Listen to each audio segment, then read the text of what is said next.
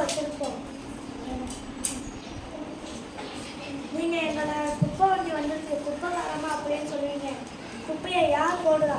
நீங்க போடுறீங்களா இல்லை நாங்கள் போடுறோமா? இப்போ நீங்க சொல்லுங்க, யார் குப்பைக்காரர்? சுத்தம் சோறு போடும் என்பது முதுமொழி. சுத்தம் சுகாதாரம் இதை வலியுறுத்தி அரசாங்கம் பல திட்டங்களை முன்னெடுத்தது.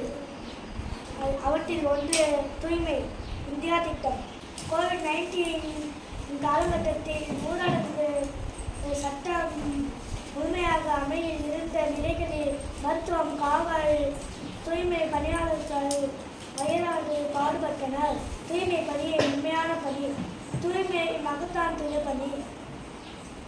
நாட்டை தூய்மையாக வைத்திருப்பதில் முக்கிய பங்கு வகிப்பவர்கள் நாங்களாம். நாங்கள் ஒரு நாள் இல்லாதாலும் அந்த தெருவை குப்பை குளமாக நாட்டுடன் காணப்படும்.